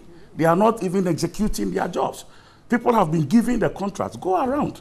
The contracts are all over the special initiatives ministry. They've given out contracts for toilets and whatever. These development corporations or these three, middle belt, blah, blah, blah. Zones and they've given contracts out. But the contractors are not finding the money to execute the jobs. So this is what where we are, and this is what I presume the ESA people are admonishing government to look at. Because otherwise you can't take decisions like this and expect that in a year or two your city will be strong and your economy. Yes, you can grow economy by collapsing businesses. I mean, it's a matter of just getting your indices going in your direction. But as to whether it's the rippling effect, you know, becomes positive to the people who are living in the country, they are here to tell you. Right, I'm actually quite confused. Listen, I think that my senior friend here has. But that's what that's what Issa is saying. No, but Issa is not talking. Listen, let me state categorically on this platform. Government has not collapsed 7 banks. Now, you see, government says it is cleaning up the finances. Government has shown the commitment with the support of the bank. Let me finish. Government has not lost their job. Government has not collapsed. Listen, and in any case, people have lost jobs. A lot of even when it comes to the CBG, right, Consolidated Bank, right? Whilst it's unfortunate that some of the people are going home, not all of them have lost their jobs. That's not what we are saying. Those who have lost their job are those we are referring to. Let me say, and the point is that, you see, when you start these arguments, I mean, I get extremely, almost like panicky, because this is coming from people who actually entrusted this country to govern. Let me tell you, if you go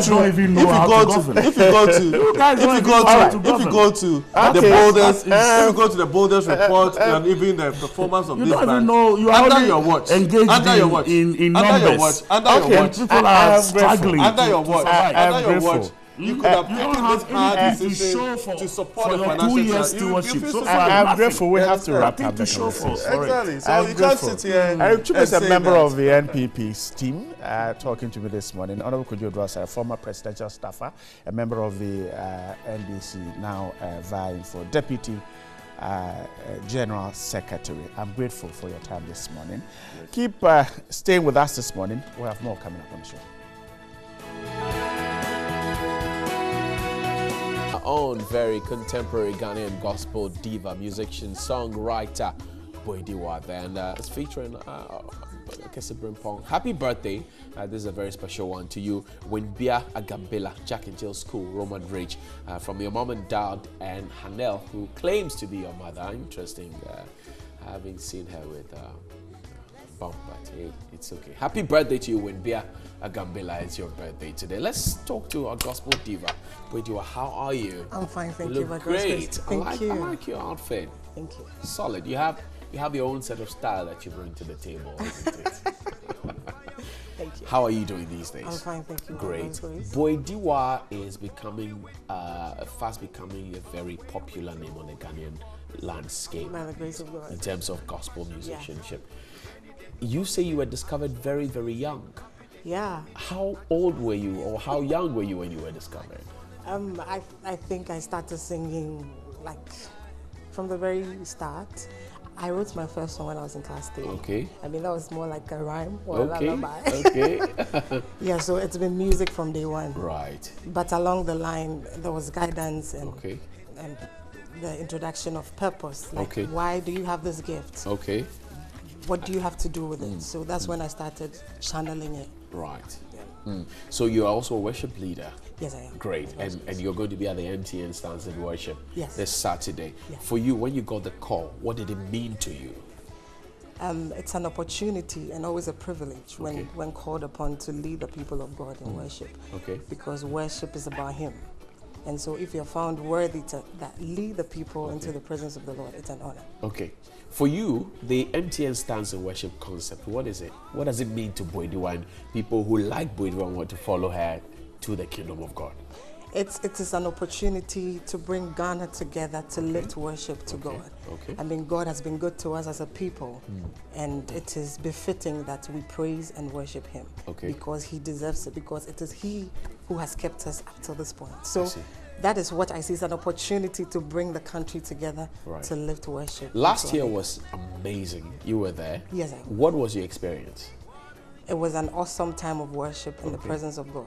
So the focus is on God. He's the one we are worshiping. So we had anointed ministers lifting up worship. Are we kicking up a notch higher this year? Definitely. I mean, it gets better as the years go by. I see. Interesting there. Where are we worshiping this year? Where is Ghana gathering to worship under the banner of MPN and the good Lord? We are gathering at the Fantasy Dome at the Trade Fair on the 6th of October. Right. That's this just Saturday? Yes. That's about 2 days away. Yes. 2-3 days away. Okay. Yes. This Saturday on the 6th of October. Fancy Dome.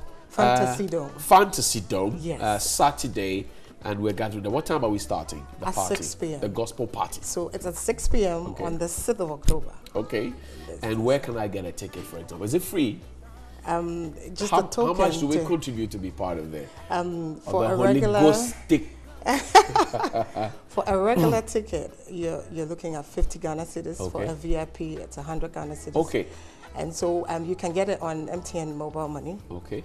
By dialing *711 *711 *85 hash. 85 hash. So say that again. *711 *85 hash, and you get your ticket. You get your ticket. If you have the money in your wallet. Definitely. Okay. So 50 Ghana cedis for regular, 100 Ghana cedis for VIP.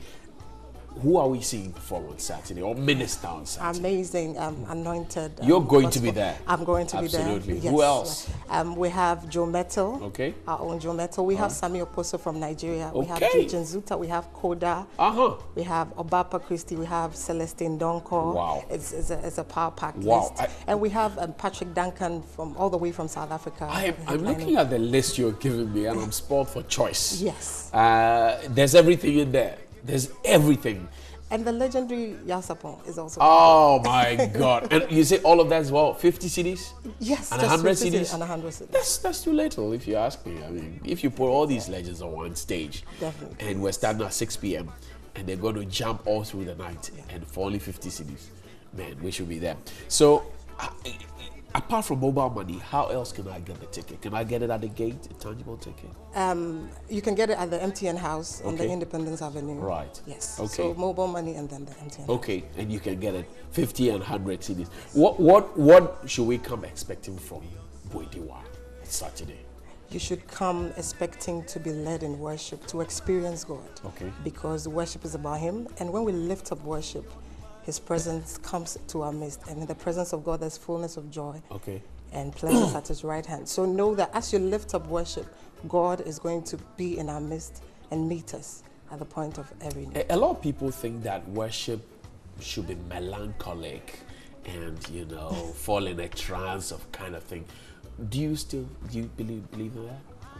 Worship, first and foremost, is beyond the music. Right. I mean, music is a channel of spiritual navigation. Okay. So it aids you to worship. Right. But worship is a life that is devoted unto God. Okay. Every day of the week. And the song you heard earlier was talking note about from note God. from God. Right. And it's saying that seek me on Sunday, Monday, Tuesday, throughout the week. Okay. And don't let it just be on Sunday. I'm going to make you sing that, but if you want a ticket and you're on MTN mobile money, simple. Dial star 711 star 85 and hash. Is there a hash to it? Star 711 star 85 85 hash. Yeah. So it's star 711 star 85 hash. If your mobile money, 50 Ghana cedis regular, 100 Ghana cedis VIP. You can also get a ticket from the MTN house on the Independence Avenue. It's the MTN Ghana Stands in Worship Saturday, 6 p.m., just 2 days away. And you can't miss Joe Metal, Yaf Sapun, Duncan, Celestine Donko, Boediwa.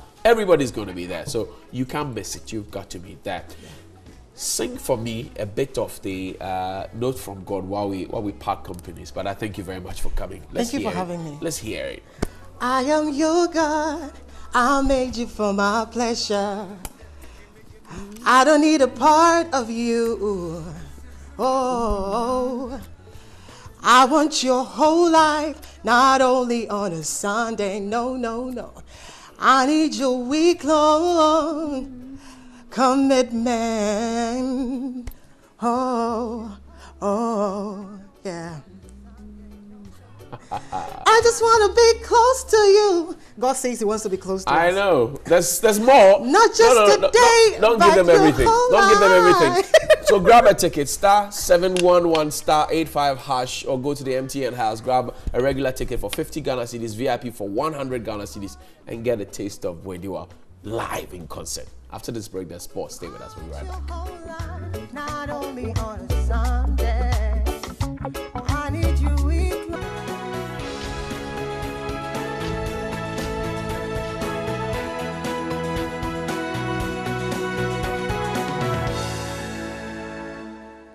Welcome back. So as you can see behind me, in front of me, and all around, we're celebrating Pink October month. It's the Breast Cancer Awareness Month, and we're going to get you entertained because we'll be doing this throughout the whole month. So you don't want to change the dial on this station because we'll run through every Wednesday. We'll give you some health bits about how to get screened, what breast cancer means, how to live with it. But today we're going to start off with a very interesting aspect of it. We'll be talking to a breast cancer survivor and the person of Hajia Zainab Mohammed Sani. She's a proprietress for Zamsa Academy West Adenta, and also I've got Dr. Josephine Nsaful. She's a general surgeon with a breast unit of Kolebu here to tell us more about breast cancer. Good morning, ladies. Good morning.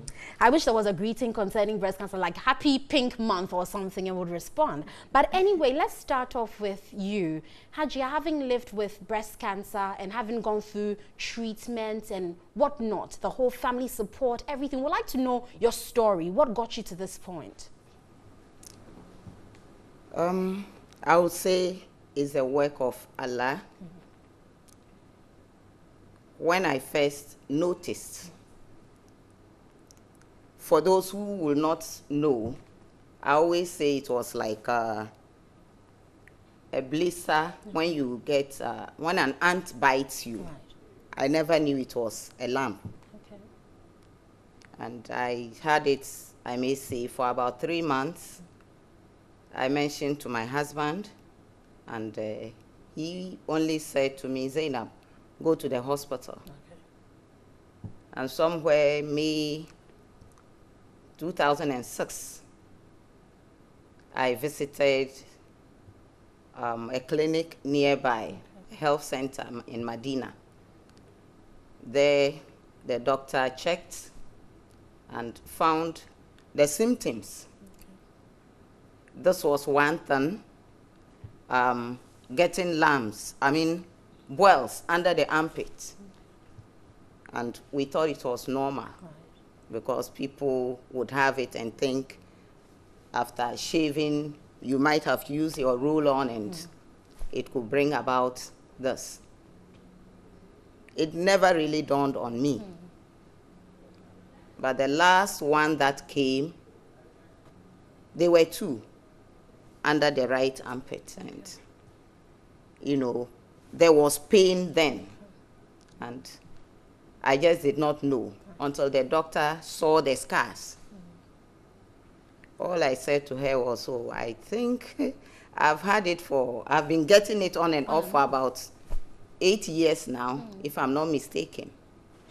So she gave me a referral letter. Of course, she also did the she examined, and that's how come she got to know I had the scars under the armpit. And I did not go to Korle Bu immediately because doctors were on strike. And I just waited till when it was appropriate. Maybe I should have gone then. Maybe I could have gotten help then. But because of strike, I waited. Got to the hospital. I was lucky to be taken to the surgical unit, and the doctors are good. Wow. I will say. I'm still in touch with them. I had to go through, first of all, he also did his examination.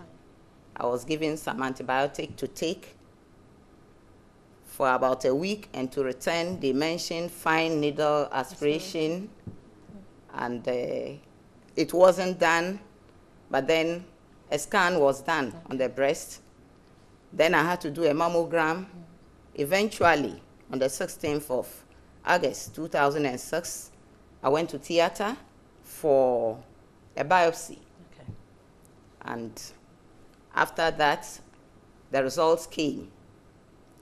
I'm just praying that the results should always come as quickly as possible, because life can be saved. Yeah. And I was informed. Well, what could I say? Because of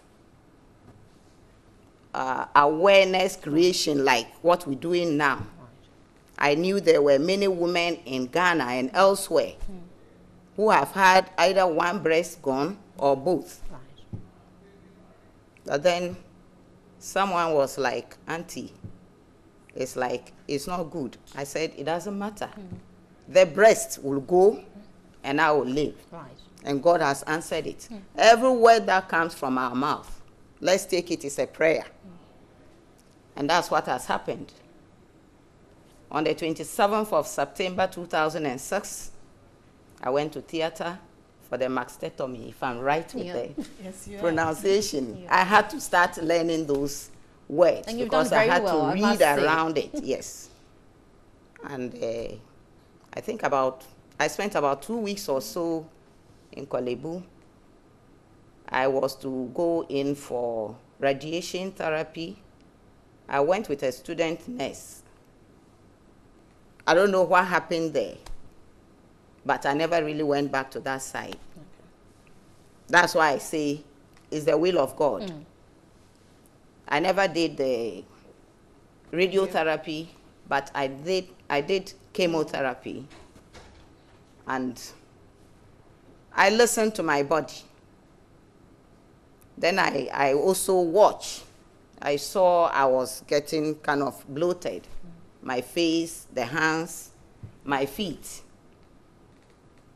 Though it's not allowed, I'm a teacher, I can always talk to people. I had the doctor's number, so I called him and told him how I was feeling then.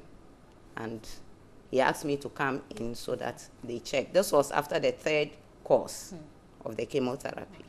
Then that one was stopped. And I then went to tamoxifen, which is a tablet you take every day.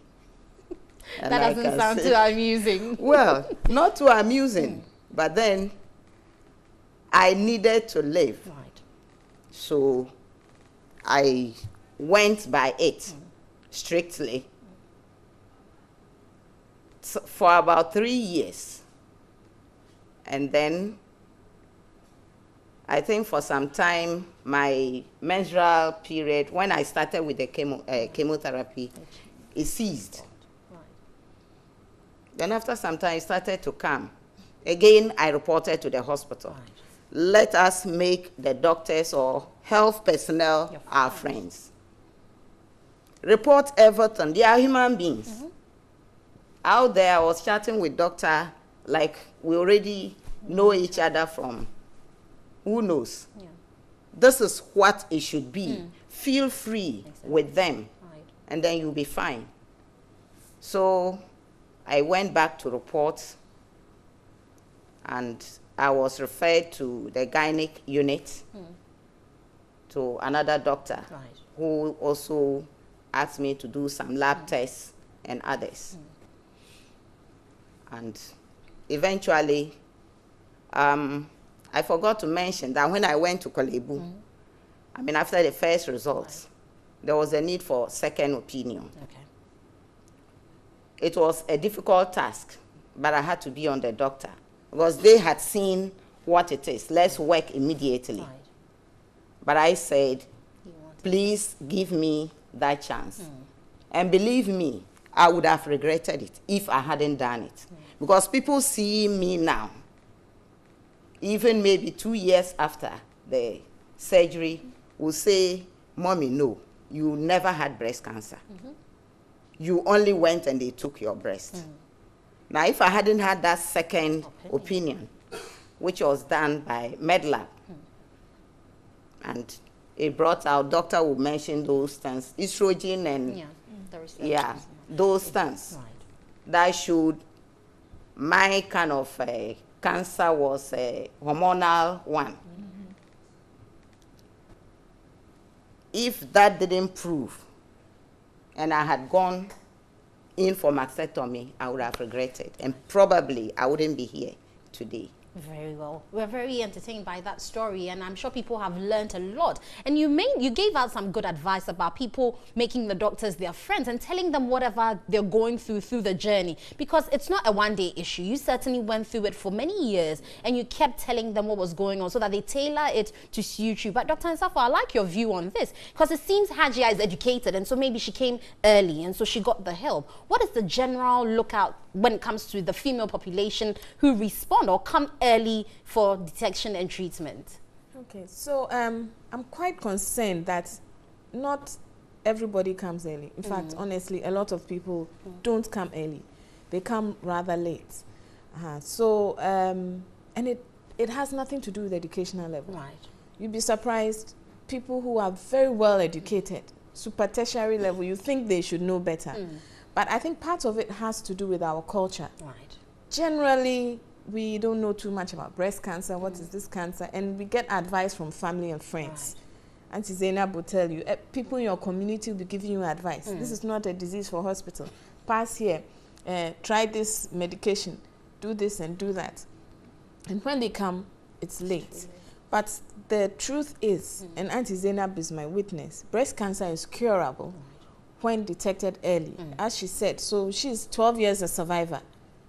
All right, so those who we see early, and she's not the only one, those who we see early, they have been cured of breast cancer. But people are afraid, all sorts of misconceptions, that when we remove your breast, you will die. And we have evidence that is not true.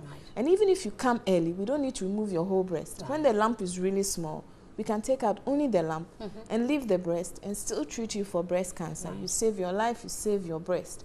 So you see the difference is, for her, she was determined to live, with or without her breast. So I think generally we need to change our mindsets. Understand that breast cancer is a disease. It's not spiritual. It's not the old lady in the village. It is a disease, but it is curable when it's early. When you come late, we won't sack you. We will help you. But when it's late, it's late. Very well. So tell us finally what we're doing to celebrate this Breast Cancer Awareness Month. Where are some of the places we can go to have breast screening? And then subsequently, as I told viewers, in the month we'll be celebrating it. So we'll take you through each and every step of breast cancer, signs and symptoms, where to go, how to identify it, who can be of help, and all that. So stay tuned. But today we're talking about, we had a survivor, and so we're finding out how she's been able to live with it, and also want to find out where we can go for a start. Okay. So we just launched our breast cancer awareness campaign for this year. And this year we have over 20 partner hospitals. So mostly in Accra, but out of Accra at Ho, VRA in Akosumbo, in Tamale, the teaching hospital, Cape Coast Teaching Hospital, Konfanochi Teaching Hospital, and in Accra, of course, Kolebu. So Kolebu, where I am, you can just walk in, no consultation fee, Monday to Friday at 2 p.m. Monday to Friday at 2 p.m. And then the other hospitals, 37 Ridge Hospital, Legon Hospital, private hospitals too, Lister Hospital, C&J, Yahoo, Medifem, Yeboah Hospital, Pembrose. The list is over 20. So I'm giving you that list. So I think you put it up. Publicize it for people, viewers to know. Certainly we'll do that. Like your final take on, I mean, the breast cancer awareness, and at the end of the month, what would you wish for Ghanaians to understand and take home with them? Okay. So 2 things. Early detection. Okay. And that is through breast screening. So every year, every woman should go through their breast screening. And then we can cure it when we catch it early through effective treatment, which you get at hospital. So I want everybody to come for the Breast Cancer Information Day. All the general public are invited. That's on 29th of October at Accra City Hotel. Come and listen to information and talks, and we'll all educate ourselves on breast cancer. What time is that happening? That's at 4:30 at Accra City Hotel. Okay. And finally, Hajia, give us a final word before you leave. I would want every woman to be conscious of it and check the breast self-examination every month. Doctor, which time is it? So about a week after your menses, not during the menses. About a week after. And look at your body, not just for breast cancer, because other ailments take women away, leaving orphans, and life is unbearable. So please check yourself, and whatever you find, please don't be afraid. In any case, we will be dying. Just that we don't want it too early. So please, I am appealing to every woman and even the family. Without the support of my family, I doubt if I would have been here. We need to support and stop, you know, stigmatization. I remember being told, don't let people know, because you see this person coming in, that person is just coming to know what it is. Now I'm in the open. Yes, then I was cautious, but I need to talk to people. Many people do not want to come out. It's not a show. I just want to encourage and give hope that there is always light at the end of the tunnel.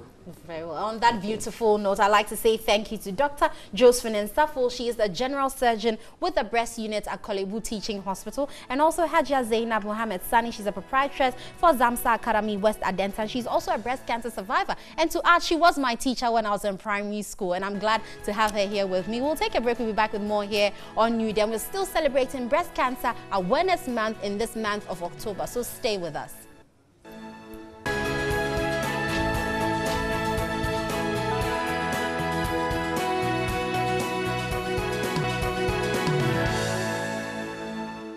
Welcome back. We'll be talking some more with the Put Your Hands in the Air Like You Really Don't Care hit maker Eddie K later. But right now, let's turn our attention to Samuel Boateng. He's also known as Dr. IT. He's the CEO of Slam Technologies. Doc, welcome.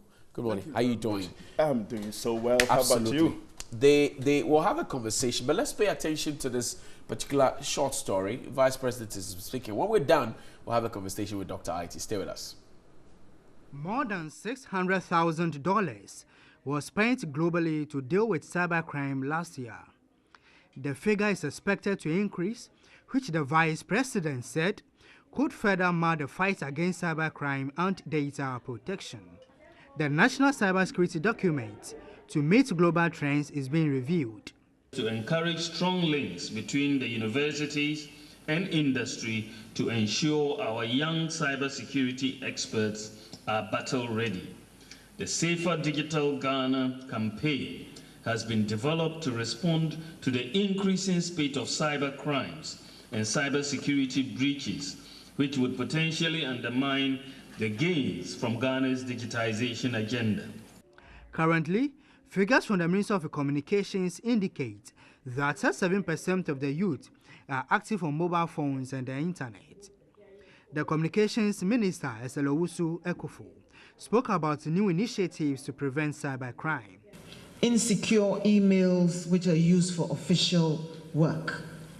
All these are examples of unhygienic cyber practices which we indulge in unwittingly, and they need to be addressed as a matter of urgency because they expose the entire national digital architecture to danger. The theme for the celebration is Save Digital Ghana. All right, welcome back and thank you very much. Happy birthday to Millicent Asigbe of the ICGC Church. Let's get now to Dr. IT. Doc, welcome one more time and thank you very much. You are welcome. What is our risk level in terms of cybersecurity as a country? The risk level, I probably will not be able to define the level of the risk. Okay. But there is a qualitative and quantitative risk. Share with me. That we can talk about based on subjectivity and objectivity. Okay. Now, what we involved in as a cyber group is, combating threats using phones and internet and using other devices. That is what we involved in. And as you can tell, there's not proper control on digitization. All right. And as a result, there's going to be a lot of threats in the upcoming years. We just saw the Vice President, pushing for a safer digital Ghana campaign to make everywhere safe for all of us. Right. Let me ask you again, with the advent of social media, you heard the minister talk about unsafe emails people use for business. How risky is that, or what risk does it pose to us as a people? So there are a lot of risk involved in using all other digitization, emails, phones, and other things. Okay. Now, when we talk about email as a risk, we're talking about how we as individuals can protect our emails, creating the right passwords and hiding information. Okay. We talk about what we call defense in depth. Okay. Hiding security through obscurity. Okay. I like the rhyme. Security through obscurity, meaning that we are hiding security from security. Okay. And so we cover ourselves, concealing it to the deepest level. Exactly. And therefore, what the minister is saying is very critical to our nation, that we need to understand the education side of it. Have we been awakened enough as a people to the risk factors associated with cybercrime? Matter of fact, I don't think we are. There is more education that needs to be done on this angle. Who will do it? Who will do this education? Definitely, Slum Technologies is one of them that comes every year to educate some of the public. Right. Like the minister was talking about cyber unhygienic. Okay. But we are here to train cyber hygienic. Okay. And as we are educating ourselves and educating individuals, we're believing that this education will transpire from one person to the other person. Right. We talk about cybercrime, and we're told that is on the ascendancy. So the police will give out figures. We'll have a security expert talk about figures. Now it's even more rife where people are using apps for their bank accounts. They are linking it, and people say, "Oh, I've been stealing. This amount has been taken from me." Will it ever stop with all the education you are offering, all the new technologies of the safety protocols? Will it ever stop where people won't complain anymore? It will never stop, but we can reduce it to an acceptable level. We can't eliminate this completely. Okay. Now, to reduce it, meaning that we are putting the proper infrastructures, putting the proper security in place. When we create apps, we need to build in the app security. Okay. So if we don't put in like certificate authority, get the right security to protect the app, then we won't be secured. Yeah. So we need a proper encryption in all applications and everything, so that we can secure. So every person designing applications definitely will have to protect their data from any crime. You're offering training yes. to persons in this space. Yes. What have you been telling them, and why are we not moving in a certain direction? So, you know, giving training to people is one thing, and then for them listening and implementing them is another thing. Right.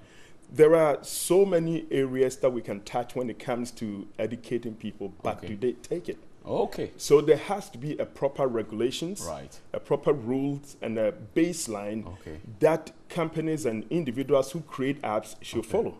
If you look at our national policy on cybercrime, for example, we have a cybercrime unit at the Ghana Police Service, headed by my own friend, Dr. Yangsing. Is it up to scratch with the growing trend, and can it really answer the questions of cybercrime today? I believe Dr. Jansen is going to do a good job. I believe he's in the process of doing that too. And if he pushes it, then yes, he will. Okay. Right, but then it would take the work of the communities. Okay. It would take the work of the IT communities. That's what I'm referring to. So if the IT communities are able to stand up and say, let's do it this way. Are we training them hard enough? You have schools here, we have universities. Are we training them hard enough? That is the key. Are we giving them the right tools? I'm asking you, are we training them hard enough? We are. And the thing is, we are giving them enough training. But then, are they implementing this? Right. That is the key. Give me one last advice, that's your camera there, for the ordinary person who is not IT savvy, but, you know, is found himself in the cyberspace and may be at risk. What security measure must they take? One. That's your camera right there. So, one security measures that everybody should take is the awareness. Without creating the awareness of cyber, we will not achieve anything. And so I will encourage everybody to create the awareness. If you're using your phone, make sure you log out. If you use public computer, make sure you log out of that PC. Okay. And that is one. Should I change my password every week? Password should be changed at least 90 days. 90 days? Every 90 days. Every 90 days. Yes. Why? It is a password policy that is created. All right. Samuel Boateng, a.k.a. Dr. IT, I thank you very much. Thanks for coming back home to impact us. I like that. Absolutely. Yes. Welcome home. And he's here training IT experts. We won't tell you where because it's not open to the public. But when we have the information, we'll share with you as and when. But thank you very much. Now, I told you earlier, put your hands in the air like you really don't care. To the left, to the right. Eddie K's in the house. Stay with us. We'll be right back. I promise I wanna. By the way, I just play. If you know none of them, I name be Eddie K. Give me space. I dey crazy. I don't want that in my body, dirty rape. For the love. Biggest song you can ever find on the west coast of Africa right now. Eddie K's Do the Dance. And guess what? This song didn't make it through mainstream media, made it through social media. Eddie K, welcome. Congratulations. How are you doing? I'm doing Are you a coupe boy? Coupe? No. You know they do coupe. You know they do so. Welcome, man. How does it feel to be up in the trends every day? It's an amazing feeling actually, because it's every artist's dream, every upcoming artist's dream. So to be frank, it's an amazing feeling. Right. It's very. The Do the Dance song, you decided to use social media to push it, and it's everywhere else. What made you think along that line to want to push it through social media, for example? It wasn't something I planned on doing. Okay. Because I started going to radio stations and stuff for my CDs, but it wasn't doing great over there. So I just decided. Why was it not doing? The song was not appealing to them. Yeah, it wasn't appealing to them, and you know, as I was an upcoming artist. So okay. It was kind of difficult for them to just play it on rotation. Okay. So yeah, I decided to use social media, and then it blew up. Okay. I like the bass line. How long did it take you to produce this? This beat was actually sent to me last 4 years. Okay. 4 years? It was 4 years, yeah. Massage beats, big ups massage beats. Okay. I didn't really pay attention to it because I was schooling and all. Okay. So I was going through my emails sometime, and then I saw it, I listened to it, it was nice. And the dance was already trending. Okay. So I just decided to do the song for the dance. So you're done with school now? I'm not done with school. I'm in my final year Final in year Central where? University. Central University. What are you reading? I'm reading management studies. Management studies, I see. So now you have the biggest song in Ghana. What's the next step for Eddie K? Yeah, we are working on a couple of collaborations big artists in Ghana. Yeah. Okay. So yeah, we have so many things Any in names? the pipeline. Any names yet? I'm working something with Papi Kojo. Okay. I'm trying to work something with Kwesi Arthur. Okay. I'm trying to work something with Joey B. Right. A couple of good choice. Good choice. So let's look at the lyrics in the song. It says what? Put your hands in the air like you really don't care. To the left. To the right. Oh, you go there, you care. Okay, so why are you telling people to put their hands in the air like they really don't care? Because you really don't have to care. Okay. You really don't have to care. You don't have to care, man. You don't have to care. You just have to live your life. Yeah, man. Like you really don't care. I see. But I'm told you are live on the RTP stage, the Radio Television Personalities Award, this Saturday. Yeah. What are we to expect from you? It's going to be massive. Trust me. They should come and support EDK and they should come through. It's inside Conference Center. Yes, Conference RTP Center. on Saturday. So everyone should come and support EDK. And what should we expect from you? It's going to be fireworks, Charlie. They should just come and witness. They should come and witness. Yeah. I see. Is it earning you money, the song, to the dance? Yeah, it's actually earning me money. It's earning you money. Yeah. Are you happy? Yeah, I'm very happy You're with very what I'm happy doing at with the what moment. you're doing Yeah. now. I see. So Saturday we'll come and see you on the RTP Sharp. stage. When Make called you to come and be on the RTP stage, how did you feel? It was a wonderful feeling, trust me, because it's one of the biggest platforms you ever get to perform on. Right. So it was a wonderful feeling.